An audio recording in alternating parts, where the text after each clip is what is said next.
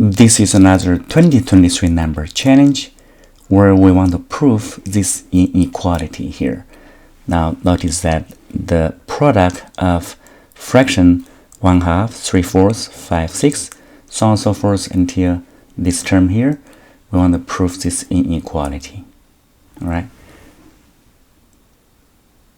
So first of all, we notice that on the top is all the odd numbers, at the bottom is all even numbers, right? So it's not easy to cancel many terms, okay?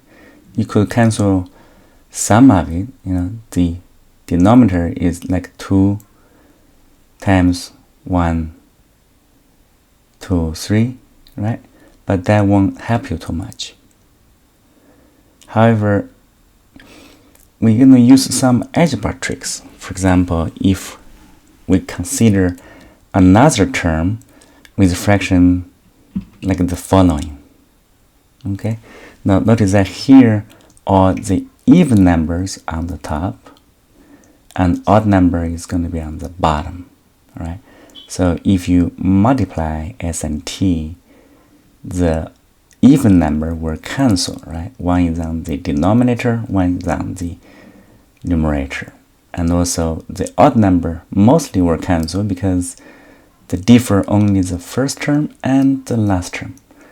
Everything in between would cancel, right? So not only that, what is the term-by-term relation, right? For a fraction here, they differ by 1. Right, so we add 1 to both the numerator and the denominator of a fraction.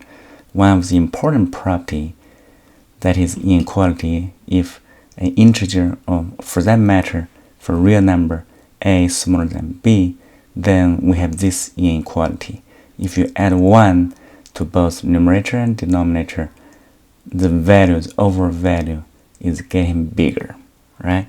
So you can just prove it by using simple algebra, but it's more important to have the intuition here.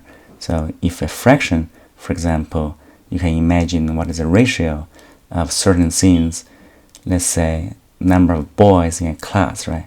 Would be A over B, number of the total students. Now, if you increase, if the one new boy come to the class, then the boys' ratio intuitively we're getting bigger, where the ratio of the one new students, a boy, plus the original boy, and the whole overall class, you have one more person, right? So the ratio, the new ratio, when a new boy comes in, joins the class, the boys' ratio is getting bigger, okay? So this kind of intuition of this inequality. So in other words, for the terms in S, each term is, when you add 1, is getting bigger in t. Okay, so 1/2 is smaller than 2/3. Now similarly, 3/4 is going to be smaller than 4/5. Yeah, and so on and so forth. Right, each term, the inequality holds. That is, if you do the multiplication of those positive terms, you're going to get S is going to be smaller than t. But earlier we know that S times t, everything will cancel. So what we're going to do, we're going to multiply S on both sides of this inequality. What we get is S squared is less than S times t. We know that S times t, most terms would cancel. That is, the remaining one is going to be the one that differs for this odd number here. So that is the product of this. Everything cancels, leaving only the initial term 1 and the final term, that is 2023 times 2024 plus 1. Okay, so of course this is number, the denominator, right here. But if we change 2023 squared, right, so the whole value getting bigger. So this whole quantity is smaller than that. So that is S squared is going to be smaller than 1 over 2023 squared. Take square root of a positive number, we get the desirable inequality. That is, the whole quantity here is indeed less than 1 over 2023.